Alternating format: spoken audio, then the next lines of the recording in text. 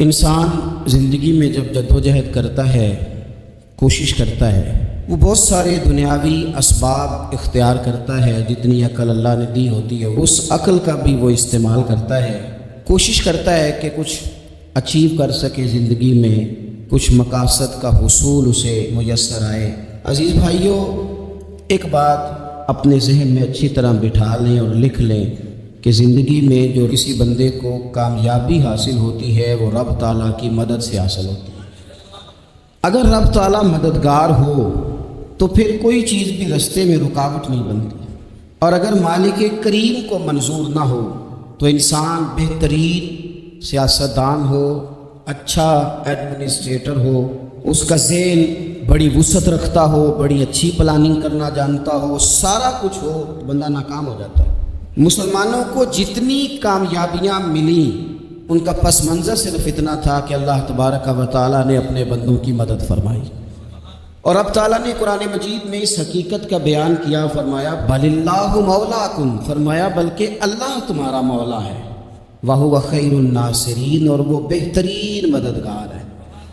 وہ جو رب تمہارا مولا ہے وہ بہترین مددگار ہے، اور اگر وہ مدد کرے تمہاری، سورہ آل عمران میں آگے جا کے ارشاد فرمایا اگر اللہ مدد کرے تو پھر تم پر کوئی غالب نہیں آ سکتا، اور اگر وہ تمہاری مدد چھوڑ دے تو پھر کوئی تمہاری مدد کر سکتا، کوئی مدد نہیں کر سکتا۔ بدر کی جنگ بھی اور فتح مکہ بھی رمضان المبارک میں ہوا ہے۔ میں دونوں پر غور کر رہا تھا تو ایک نیا مضمون میرے ذہن میں آنے لگا۔ بدر کی جو جنگ ہے اس میں بھی ایک عجیب انقلاب آیا ہے کہ 313 نے 1000 سے مقابلہ کیا، اور جن 1000 سے مقابلہ کیا وہ اسلحے سے لیس تھے، اور یہ جو 313 ہیں ان کے پاس 6 زرہیں، 8 تلواریں، چند گھوڑے، لیکن اللہ نے کامیابی دی تو خود رب نے بیان کیا کس طرح دی، فرمایا وَلَقَدْ نَصَرَكُمُ اللَّهُ بِبَدْرٍ وَأَنْتُمْ أَذِلَّةٌ، وہ کامیابی اس طرح ملی ہے کہ رب نے تمہاری مدد کی تھی، تم تو کمزور تھے، اللہ نے بدر میں تمہاری مدد کی، تم جیت گئے۔ وَلَقَدْ نَصَرَكُمُ اللَّهُ بِبَدْرٍ وَأَنْتُمْ أَذِلَّةٌ، اللہ نے بدر میں تمہاری مدد کی، تم تو کمزور تھے۔ پھر فتح مکہ نصیب ہوئی تو اس میں بھی بہترین منصوبہ بندی نبی پاک علیہ السلام نے فرمائی، بہترین حکمت عملی حضور نے اپنائی، لیکن ہمیں جو اللہ رسول نے بات سمجھائی وہ کیا ہے؟ اذا جاء نصر اللہ والفتح، فرمایا جب اللہ کی مدد آئی اور فتح نصیب ہو گئی۔ یہ اللہ نے مدد فرمائی تمہاری، یہاں بھی فتح مکہ بھی اللہ کی مدد سے، جنگ بدر بھی اللہ کی مدد سے۔ وہ جو مدد ہے اللہ تعالیٰ کی، جب وہ ہم یہ کرتے ہیں کہ ہم اپنی ساری زندگی سیاست کی نظر کرتے ہیں، ہماری سیاست صرف ملک میں نہیں ہوتی، ہماری سیاست خاندان میں بھی ہوتی ہے، ہم گھر کے اندر بھی سیاست کرتے ہیں، ہم کسی خاص طریقے سے لوگوں کو اپنے پیچھے چلانا چاہتے ہیں، ہم ایک خاص اسلوب اختیار کرتے ہیں کہ لوگ ہمارے پیچھے چلیں۔ اس کا نقصان ہمیں یہ ہوتا ہے کہ سیاست جو ہوتی ہے یہ شطرنج کے ہیر پھیر کی طرح ہوتی ہے، تو اس کے راز بڑی جلدی کھلنے لگ جاتے ہیں، پتہ چل جاتا ہے کہ بندہ مخلص نہیں تھا، سیاست کر رہا تھا، طریقے سے اس نے جوڑ کے رکھا ہوا تھا۔ ہم ہر جگہ سیاست کے بل بوتے پر چیزوں کو لے کے چلنا چاہتے ہیں، سیاستیں ناکام ہو جاتی ہیں، سیانے لوگ فیل ہو جاتے ہیں، بچتا صرف وہی ہے جس کے پیچھے رب تعالیٰ کی مدد شامل حال ہوتی ہے۔ اپنی زندگی کے اندر ہم جو کچھ بھی کر رہے ہیں، جس شعبے سے بھی ہمارا تعلق ہے، آج ہم نے اس بات پہ غور کرنا ہے کہ پہلے تو یہ غور کر لیں کہ جو کام ہم کر رہے ہیں کیا وہ کام ایسا ہے کہ اس میں اللہ کی مدد ہمیں ملے گی؟ اگر آپ کوئی معاذ اللہ ناجائز کام کر رہے ہیں، فعل حرام کا ارتکاب کر رہے ہیں، تو اس میں تو مدد الہی آئے گی نہیں۔ پہلے تو یہ دیکھیں جو کر رہے ہیں وہ کام مدد الہی والا ہے، اور اگر اللہ تعالیٰ کی مدد والا وہ کام ہے پھر اس پر غور کریں کہ کیا ہم نے مالک سے مدد کا سوال کیا ہے، ہمیں مدد میسر آ رہی ہے۔ وہ میں نے بزرگوں سے ایک بات سنی تھی، وہ بڑی یاد رہ گئی۔ وہ فرمایا کرتے تھے قابلیت بھی بڑی چیز ہے لیکن قبولیت سب سے بڑی چیز ہے۔ قابل ہونا بھی بڑی بات ہے لیکن زیادہ بڑی بات یہ ہے کہ اس کی بارگاہ میں قبول بھی ہے کہ نہیں۔ اپنی زندگی میں اللہ کی مدد کی طرف بڑھیں، مالک کی مدد کا حصول اختیار کرنے کی کوشش کریں، اللہ کے ساتھ اپنے آپ کو جوڑیں۔ اگر اللہ کی مدد نصیب ہو، یہ جو ہم جتنا ڈرتے رہتے ہیں، سہمے رہتے ہیں، پریشان رہتے ہیں کوئی کیا کر دے گا، ہمارے ہاں نا ہر شعبے میں معاذ اللہ ایک مافیا ہے، الا ماشاء اللہ، وہ مافیا کہتا ہے میرے ساتھ ملو گے تو میں چلنے دوں گا، ورنہ میں نہیں چلنے دوں گا، مارکیٹ میں آ ہی نہیں سکتا فلانا بندہ، کیونکہ یہاں ہمارا قبضہ ہے۔ اور میرے بھائی پھر بہت سارے لوگ جن کی نیتیں اور ارادے بڑے اچھے ہوتے ہیں شروع میں، وہ بھی اس مافیا کا شکار ہو جاتے ہیں اور ان کے رنگ میں رنگ جاتے ہیں۔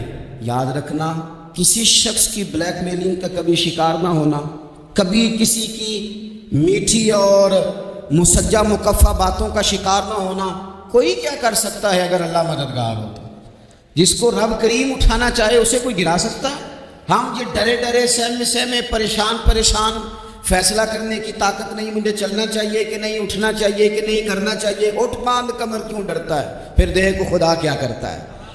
حضرت عبداللہ ابن عباس فرماتے ہیں میرے نبی پاک علیہ السلام نے میری تربیت فرمائی، حضور نے میری تربیت فرمائی، اور محبوب پاک علیہ السلام نے فرمایا عبداللہ یاد رکھنا، یہ نوجوان دوست میری بات لکھ لیں، پریشان لوگ میری بات لکھ لیں، جن کے پاس قوت فیصلہ نہیں وہ اس بات کو لکھ لیں۔ حضرت عبداللہ ابن عباس فرماتے ہیں میرے نبی پاک علیہ السلام نے مجھ سے فرمایا تھا عبداللہ سن، اگر ساری دنیا مل کے تیرا کوئی نفع کرنا چاہے کر نہیں سکتی جب تک میرے رب کی رضا نہ ہو، اور فرمایا ساری دنیا مل کے تیرا کچھ بگاڑنا چاہے تو عبداللہ بگاڑ نہیں سکتی جب تک رب کریم کی حکمت کا تقاضا نہ ہو۔ لوگوں سے ڈرنا، لوگوں کی طرف دیکھنا، ماحول دیکھ کے اپنے راہ کا تعین کرنا، ہر بندے کے خیالات کے مطابق ڈھلنے کی کوشش کرنا، فلانا نہ ناراض ہو جائے، فلانا نہ ناراض ہو جائے، وہ جس نے ہونا ہو جائے، بس رب رسول ناراض نہ ہو۔ اپنی زندگی میں اپنے مالک کو مولا جان کے، بل اللہ مولاکم، اللہ تمہارا مولا ہے، وَهُوَ خَيْرُ النَّاصِرِينَ، وہ بہترین مددگار ہے۔ توجہ جب بھی کریں رب کی جانب کریں، اپنے دل کا قبلہ درست رکھیں، سوچوں کے زاویے سیدھے رکھیں۔ میرے بھائی مالک جب بندوبست کر دینا، جب مالک بندوبست کرتے پھر ایسا بندوبست کرتا ہے کہ لوگوں کے پاس نا چارہ نہیں رہتا۔ حضرت مریم رضی اللہ تعالی عنہا پاک باز تھی، مسجد میں رہی تھی، پر مالک کی حکمت کے تقاضے بڑے عجیب ہیں نا۔ پھر جناب مریم کو اللہ تعالیٰ نے بغیر شوہر کی اولاد عطا کر دی۔ یہ بات ہی ایسی تھی، کسی نے کہا تھا کہ مخلوق تو فنکار ہے اس درجہ کے پل بھر میں، سنگے در کعبہ سے بھی اصنام تراشے، تم کون ہو کیا چیز ہے داغ کبابی۔ لوگوں نے تو مریم پہ بھی الزام تراشے، تو لوگوں نے کہا کدھر سے لے آئی بچہ، تیرا باپ تو ایسا نہیں تھا، کہاں سے لے آئی؟ اللہ کرے میں آپ کو سمجھا سکوں، ذرا اپنے آپ کو وہاں کھڑا کریں کہ ایک پاک باز عورت، پاک باپ کی بیٹی، طیب ماں کی بیٹی، اور اللہ کے گھر میں پرورش پانے والی خاتون، ایک وہ وقت اور ایک یہ وقت کہ اس عورت کو کٹہرے میں کھڑا کر کے پوچھا جا رہا ہے کہ معاذ اللہ تیری گود میں بچہ جائز نہیں ہے، کہاں سے لائی ہے؟ اب خود سے صفائیاں بندہ کتنی کو دے، کتنی کو وضاحتیں کرے۔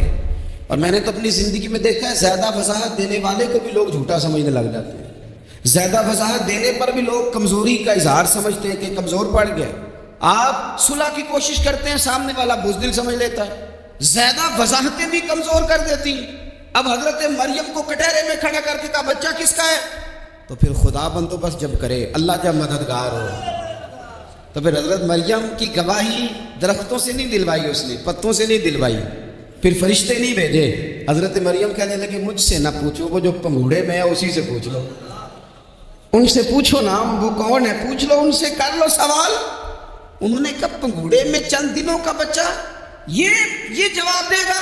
مددگار تھا رب، ان کی برات کا اعلان کرنا تھا مالک نے، اور جب مالک اعلان کر دے، جب مالک تیری صفائی دینا چاہے، جب مالک تجھے دنیا کے سامنے نکھارنا چاہے، تو پنگوڑے میں لیٹے حضرت عیسیٰ بول کے کہنے لگے انی عبداللہ آتانی الکتاب، فرمایا میں اللہ کا بندہ ہوں، رب نے مجھے کتاب عطا کر کے نبی بنا کے دنیا میں بھیجا ہے، میں اللہ کا بندہ ہوں، کتاب لے کے آیا ہوں، نبی بن کے آیا۔ پھر پنگوڑے سے اعلان ہو گیا، پھر بچہ بول پڑا۔ اور یہ ایک دفعہ نہیں بات ہوئی، یہ بنی اسرائیل میں ایک جریج نام کے شخص بھی تھے جو نماز پڑھ رہے تھے، بعض نے لکھا ہے نفل نماز تھی، اماں نے پکارا تو آئے نہیں، تو ماں کے منہ سے نکل گیا تو اتنی دیر تک مرے گا نہیں جب تک کسی بے حیا عورت کا منہ نہ دیکھ لے۔ تو وہ عبادت گزار تھے، لیکن لوگوں نے ان کی عبادت، ریاضت، پرہیزگاری کو نہیں دیکھا۔ بس ایک عورت کو بھیج کے الزام لگوا دیا، وہ عورت آیا جایا کرتی تھی، اب آ جاتی ہیں عورتیں، مسئلہ پوچھنے کے لیے سے بھی آ جاتی ہیں۔ ماحول میں کچھ جگہ ایسی بھی ہیں جہاں عورتیں دم کرانے کے بہانے آ جاتی ہیں۔ وہ خاتون آتی جاتی تھی اس خانقاہ پہ، آستانے پہ، یہ بخاری میں موجود ہے، پھر اس نے کہا میری گود میں جو بچہ ہے یہ انہی کا ہے۔ مجھے پتہ ہے کیسے بندہ وضاحت دے، حالات خراب ہو گئے، لوگ کٹیا جلانے لگے، ماحول اور طرح کا بن گیا۔ میرے نبی پاک علیہ الصلوۃ والسلام فرماتے ہیں پھر اس رب کے بندے نے کہا مالک تو کریم ہے، تیری مشیت کا تقاضا آیا جو میری ماں نے جملے بولے تھے، پر اب میں وضاحت دینے کے قابل نہیں رہا، اب تو ہی کرم کرے گا تو دروازہ کھلے گا۔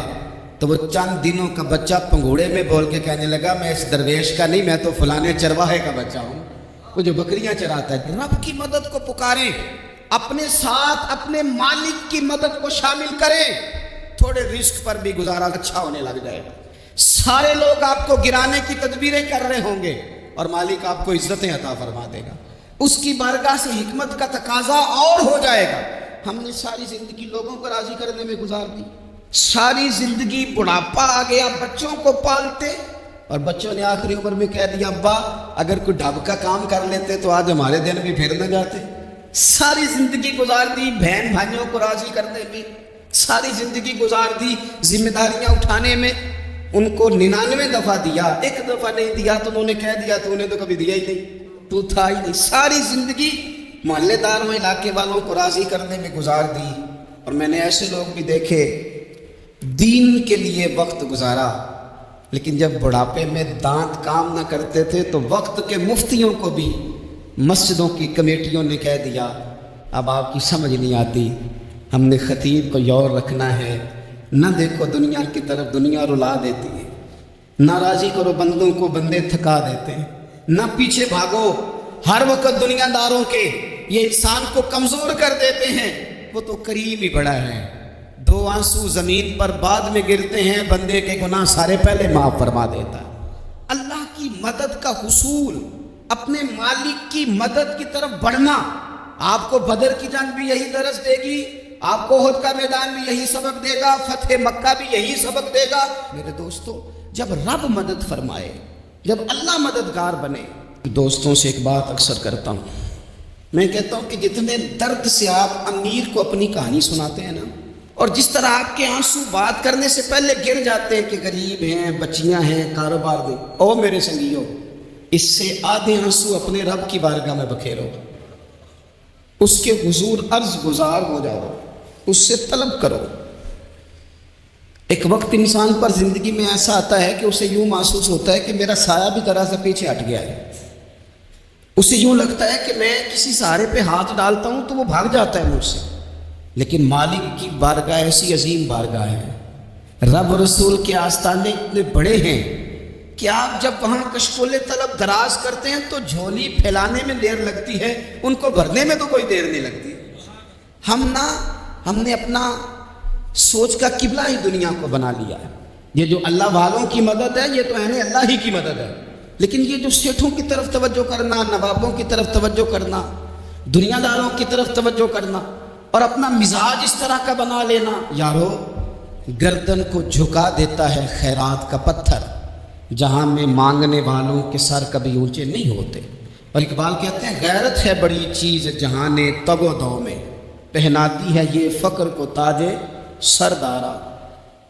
میں عرض کروں گا کہ اپنی آپ جب توجہ کا قبلہ اللہ رسول کو بنائیں گے تو رب فرماتے ہیں وَيَرْزُقْهُ مِنْ حَيْثُ لَا يَحْتَسِبُ، میں نہ تجھے وہاں سے رزق دوں گا جہاں سے کبھی تیرا گمان بھی نہیں کیا ہوگا، یہاں سے بھی مل سکتا ہے، تو نے سوچا بھی نہیں ہوگا۔ بخاری شریف میں حدیث ہے، حضرت جابر ابن عبداللہ فرماتے ہیں نبی پاک صلی اللہ علیہ وسلم نے 300 لوگوں کا ایک لشکر روانہ کیا کسی مہم کے لیے، کسی جہاد کے لیے۔ حضرت ابو عبیدہ بن جراح رضی اللہ تعالیٰ عنہ امیر لشکر تھے۔ فرماتے ہیں غربت اتنی زیادہ تھی، بھوک اتنی زیادہ تھی کہ ایک کھجور دن میں ایک وقت کھانے کو ملتی تھی، اور کچھ دن ایسے آئے کہ اب کھجور بھی نہیں مل رہی۔ فرماتے ہیں اتنی زیادہ بھوک لگی مجاہدین کو، 300 بندہ پتے کھا کے گزارا ہونے لگ گیا۔ یہ بخاری میں موجود ہے۔ آپ فرماتے ہیں کہ دریا کے کنارے ہمارا پڑاؤ تھا، ٹھہراؤ تھا، جب بھوک سے نڈھال ہو گئے نا، وَيَرْزُقُهُ مِنْ حَيْثُ لَا يَحْتَسِبُ، اللہ وہاں سے روزی دیتا ہے، گمان بھی نہیں ہوتا۔ فرماتے ہیں ایک مچھلی اللہ تعالیٰ نے دریا کے کنارے بھیجی، فرماتے ہیں وہ تھی تو مچھلی پر پہاڑ جتنی تھی۔ بخاری میں لفظ ہیں، حضرت جابر ابن عبداللہ رضی اللہ تعالیٰ عنہ فرماتے ہیں 300 آدمی 18 دن تک اس مچھلی کو کھاتے رہے، مچھلی ختم ہی نہیں ہوئی۔ مچھلیاں نہیں، مچھلی کہتے ہیں 18 دن 300 بندہ کھاتا رہا، مچھلی ختم ہی نہیں ہوئی۔ اور فرماتے ہیں کہ اس کی ہڈی نکال کے، کانٹا کہیں گے اب اپنی زبان میں، کہتے ہیں وہ نکال کے نا تو اس کو کھڑا کیا نا جب، تو اونٹ کجاوے سمیت اس کے بیچ سے گزر جاتا تھا، دو اس کے کانٹے جوڑے۔ فرماتے ہیں وہ اس کا گوشت ہم کھاتے تھے اور اس کی چربی بطور تیل کے ہم جسموں پہ ملتے تھے، بیماروں کو اس سے سکون آتا تھا، تندرستی شفا ہوتی تھی۔ فرماتے ہیں ہم کھایا بھی ہم نے، اور کچھ لے کے ہم مدینے بھی گئے، اور قربان جائیں نبی پاک نے بھی اس میں سے کھایا۔ ہم نے عرض کی حضور یہ معاملہ کیا ہے، یہ ماجرا کیا ہے؟ تو محبوب نے فرمایا تمہارے پاس غذا نہیں تھی، رب نے تمہارے لیے بندوبست کیا ہے، اللہ نے تمہیں دیا ہے۔ مکان شروع کر لیا، ایک صاحب نے وہ مکان بنانے لگے، آپ وہ حساب لگا رہے ہیں، کہتے ہیں میرے پاس اتنے پیسے ہیں، اتنے میں نے فلانے دوست سے کہنے اس نے دے دینے، اتنے فلانے رشتہ دار سے کہنا اس نے دے دینے، اتنے فلانے سے کہنا اس نے دے دینے۔ یہ ساری کاپی بنا کے مکان شروع کر لیا۔ جو روز کہتا تھا نا کوئی حکم ہو جاتے دسی، سب سے پہلے اس کو کہا میاں پیسے چاہیے، وہ کہندا ہو کل ہی منڈا ٹورے ہیں، کہتے تو پرسوں 10 دن لب جانے سا۔ میں آپ کو اپنے تجربے کی بات بتا رہا ہوں۔ جن لوگوں کا خیال ہوتا ہے نا کہ آپ سٹارٹ کریں فلانا کام، ہم آپ کے ساتھ ہیں، اللہ کا ہی کوئی نظام ہے، وہ بالکل بھی نہیں ساتھ ہوتے۔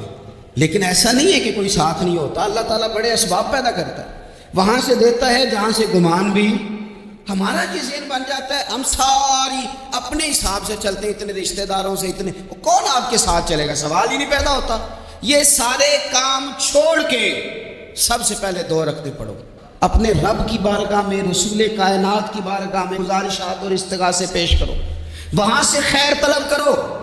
دنیا دار کیا دیں گے، کیا دے سکتے ہیں، کیا حیثیت ہوتی ہے کسی، اللہ کہتا ہے وہاں سے دوں گا۔ تو جو اللہ مال دے وہ لینا چاہیے کہ رشتہ داروں کا مال دیکھنا چاہیے؟ جو اللہ دے وہ لینا چاہیے کہ سیٹھوں نوابوں کی جیبیں دیکھنی چاہیے؟ جو اللہ دے وہ قبول کرنا چاہیے یا دیکھنا چاہیے کون سا آدمی کہاں پہنچ گیا؟ چھوڑو، اپنی مٹی پہ چلنے کا سلیقہ سیکھو۔ کسی کے سنگ مرمر پہ چلو گے تو پھسل جاؤ گے، پھسل جاؤ۔ اس پر ایک اور بات عرض کر دوں، صحیح بخاری سے، مسلم سے، ایک اور بات، کچھ چیزیں ایسی ہیں جن سے اللہ کی مدد آتی ہے، مدد ملتی ہے۔ ایک چیز ان میں سے ایسی ہے جس سے بہت مدد نازل ہوتی ہے، وہ ہے کہ جب رب آپ کو دے نا تو پھر آپ بھی اس کے رستے میں دیں، پھر مدد آتی ہے، پھر اور آتا ہے۔ بخاری مسلم میں حدیث ہے، یہ زیادہ ہی توجہ طلب عمر ہے، اس پر آپ غور کریں گے۔ حضرت ابو ہریرہ فرماتے ہیں کہ نبی پاک علیہ السلام نے فرمایا ایک شخص نے بادلوں کے اندر سے آواز سنی کہ فلاں آدمی کا کھیت اور باغ خشک ہو گیا ہے، وہاں برسو اور اس کے کھیت کو سیراب کرو۔ وہ بڑا حیران ہوا کہ بادل سے آواز آ رہی۔ پھر اس نے دیکھا کہ ایک پہاڑی پر بارش ہوئی، وہ بادل وہاں برسا، پھر نالیوں سے ہوتا ہوا پانی ایک طرف چلا، تو جس نے آواز سنی تھی حضور بیان کر رہے ہیں، وہ بھی پیچھے پیچھے چلا کہ پانی کدھر جا رہا ہے۔ اس نے جا کے دیکھا کہ ایک مقام پہ ایک باغ کو وہ پانی لگ رہا ہے اور ایک آدمی وہ پانی لگا رہا ہے۔ اس نے اس سے پوچھا تیرا نام کیا ہے؟ اس نے کہا کیوں؟ کہنے لگا بتا نا۔ اس نے نام بتایا تو کہنے لگا یہی تو وہ نام ہے جو میں نے بادلوں کے اندر سے سنا ہے کہ فلاں کے کھیت کو پانی دے دو۔ اس نے کہا یار تو کیا عمل کرتا ہے کہ اسپیشل تیرے لیے بارش برسے؟ یہ بخاری پڑھ رہا ہوں، سیاستہ سے حدیث عرض کر رہا ہوں۔ اس سے پوچھا تو کیا کام کرتا ہے کہ جناب اللہ تبارک و تعالیٰ کا حکم کرم آیا کہ خاص تیرے لیے پانی برسے اور تیرے کھیت کو سیراب کرے؟ تو اس نے کہا چھوٹا ذمہ دار ہوں، پر جب فصل اگتی ہے تو 3 حصے کرتا ہوں، ایک حصہ اپنے بال بچوں پہ، بہن بھائیوں پہ خرچ کرتا ہوں، ایک حصہ پورا، اور ایک حصہ دوبارہ کاشتکاری پہ لگاتا ہوں، اور تیسرا حصہ خالص میں نے مسکینوں، یتیموں اور غریبوں کے لیے رکھا ہوا ہے۔ وہ جو تیسرا حصہ، اللہ کرے آپ سمجھیں، وہ رب کے بندوں پہ تیسرا حصہ خرچ کرتا ہے نا، تو کریم مالک نے فرمایا جہاں سے غریب کا حصہ جاتا ہے وہ کھیت خشک نہیں رہنا چاہیے، وہ جہاں سے مسکین روٹی کھاتے ہیں وہ خشک نہ رہے، جہاں سے یتیموں کو کچھ آتا ہے کہیں اس کی فصل رہ نہ جائے۔ میں اور آپ بھی اگر اپنے مال میں مسکینوں، یتیموں، غریبوں کے حصے رکھ لیں گے تو فصلیں خشک نہیں رہیں گی۔ ان کے اندر تازگی آئے گی، نور آئے گا، کرم آئے گا، خاص کر خدا کی رحمت برسے گی، مدد اللہ سے چاہیں، اپنی توجہات کا مرکز رب رسول کی ذات کو بنائیں، پھر آپ محسوس کریں گے کہ بڑی جلدی اللہ تعالیٰ کی مدد آنے لگی ہے۔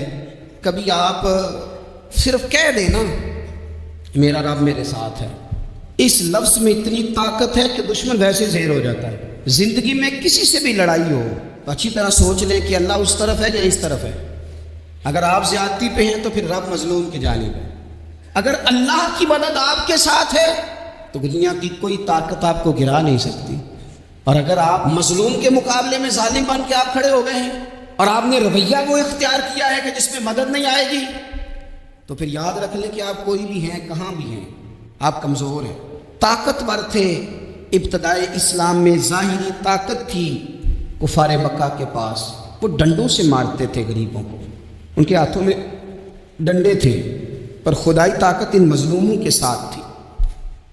صاحب زرقانی نے لکھا ہے حضرت زنیرہ رضی اللہ تعالیٰ عنہ ایک لونڈی ہیں، غریب ہیں، ماڑے دا کی کام محمد ناس جانا یا رونا، غریب سادی بی بی اور لونڈی کنیزہ، ایک مشرک کی کنیزہ تھی، انہوں نے کلمہ پڑھ لیا، وہ ڈنڈوں سے مارتا، دروں سے مارتا، تکلیف دیتا۔ حضرت زنیرہ رضی اللہ تعالیٰ عنہ کو اتنا مارا، اتنا مارا۔ اب آپ ایک اور پہلو پر بھی غور کریں، مار بھی پڑ رہی ہے پر خدا ادھر ہی ہے، اللہ کی مدد ادھر ہی ہے۔ رب کہتا ہے کہ پہلے تو صبر کرنا، ان اللہ مع الصابرین، تو صبر کرے گا تو پھر رب کی معیت ملے گی، ذرا ٹھہرنا، تو تھوڑا ڈٹنا۔ ان الذین قالوا ربنا اللہ ثم استقاموا تتنزل علیہم الملائکہ، تو کہہ اللہ میرا رب ہے، پھر تو پہلے ڈٹ، پہلے تو نے ڈٹنا ہے۔ ثم استقاموا، جو ڈٹ گیا، تتنزل علیہم الملائکہ، ڈٹنے والے کے لیے مدد آتی، پہلے تھوڑا ٹھہرنا پڑتا ہے، پہلے تھوڑا صبر کرنا پڑتا ہے، حوصلہ کرنا پڑتا ہے، اس کے بعد مدد آتی۔ مار پڑ رہی ہے، مارا جا رہا ہے حضرت زنیرہ کو، ان کا مالک جو ہے ظاہری آقا وہ مار رہا ہے، یہ کنیزہ ہے، اتنا مارا اتنا مارا، ان کی بینائی چلی گئی، نظر آنا بند ہو گیا۔ ابو جہل آیا اور کہنے لگا زنیرہ دیکھا نا ہمارے بت تیری آنکھیں لے گئے، معاذ اللہ، لات و منات ہمارے بتوں نے تجھے اندھا کر دیا۔ اب ایسا نہیں ہے کہ بی بی روتی جا رہی ہے، روتی جا رہی ہے، مایوسی مایوسی، معاذ اللہ، پریشانی، غریبی بڑی ہے، پوچھنے والا کوئی نہیں، یہ باتیں نہیں۔ کیا جملے ہیں خاتون کے، کیا لفظ ہیں۔ ابو جہل نے تنزیہ کہا، معاذ اللہ، کہنے لگا دیکھا نا ہمارے بتوں نے تجھے اندھا کر دیا۔ تو جناب زنیرہ آنکھوں کی بینائی گئی ہے، رات کو گئی ہے، دکھ ابھی تازہ ہے، لیکن اللہ پہ جو توکل ہے، اپنے مالک سے جو رشتہ ہے وہ اتنا مضبوط ہے، اتنا طاقتور ہے، اس میں اتنی گہرائی ہے کہ حضرت زنیرہ بول کے نا اتنی قوت سے بولی، اتنی طاقت سے بولی کہ پورے کفر پر لرزہ طاری ہو گیا۔ فرمانے لگی تمہارے بتوں کی کیا اوقات ہے کہ میری بینائی لے جائیں، یہ میری رب کی حکمت کا تقاضا ہے۔ جب تک اس نے چاہا زنیرہ دیکھتی رہی، اور جب اس نے چاہا زنیرہ کی آنکھوں کی بینائی چلی گئی، اور اگر وہ چاہے گا نا تو بینائی واپس بھی کر دے گا۔ اگر ہو ذوق یقین پیدا تو کٹ جاتی ہیں زنجیریں، اگر وہ چاہے گا تو بینائی آ بھی جائے گی۔ حضرت زنیرہ نے رات کو یہ لفظ کہے، ابو جہل اور سارے کفار ڈر کے سن کے چلے گئے۔ آپ اطمینان سے آ کے بستر پہ سوئی، جب سویرے اٹھی تو اللہ نے آنکھوں کی روشنی واپس کر دی۔ آنکھوں کی اب چھڑی پکڑی ہے، بازاروں میں گھومتی ہے، کہتی ہیں بلاؤ کدھر ہے تمہارے لات و منات، دیکھو میرے رب نے روشنی واپس کر دی۔ آ کر میرے ساتھ ادھر آ، ستمگر ہنر آزمائے، تو تیر آزما ہم جگر آزمائے۔ بیمار لوگوں یاد رکھو، کہہ دیا ڈاکٹر نے کہ تو بڑا بیمار ہے، تو بڑا کمزور ہے، یہ ہو گیا وہ ہو گیا، تو ڈاکٹر اپنے علم کے مطابق بات کر رہا ہے، ہوگا تو وہ جو میرا رب چاہے گا۔ کمزور ہو جانا، پریشان ہو جانا، تکلیف میں آ جانا، پتہ نہیں بات ہو گئی ہے تو جانے کیا ہو جائے گا۔ اپنی زندگی کے اندر اپنے رب سے رشتہ مضبوط کریں، رسول کائنات سے رشتہ مضبوط کریں، اللہ والوں سے رشتہ مضبوط کریں۔ حضرت زنیرہ نے پیغام دیا کہ زندگی میں جو جینا چاہتے ہیں تو وہ رب کا نام لے کے جی سکتے ہیں، جو اپنی زندگی میں خوشیاں دیکھنا چاہتے ہیں تو رسول اللہ کے نام پر خوشیاں دیکھی جا سکتی ہیں۔ توکل کی بنیاد پر بندہ خوشیاں لے سکتا ہے۔ اور اگر انسان میں توکل نہیں ہے تو پھر وہ اس کالے جادو سے بھی ڈر رہا ہے، وہ نیلے سے بھی ڈر رہا ہے، وہ پیلے سے بھی ڈر رہا ہے، وہ فلانے سے بھی ڈر رہا ہے، وہ میرے خلاف فلانا رشتہ دار سازش کر رہا ہے تو ڈر رہا ہے، فلانا میرے بارے میں یہ کر رہا ہے تو ڈر رہا ہے، وہ پتہ نہیں دنیا ادھر ہو جائے گی تو کیا ہو جائے گا، اٹھ باندھ کمر کیوں ڈرتا ہے، پھر دیکھ خدا کیا کرتا ہے۔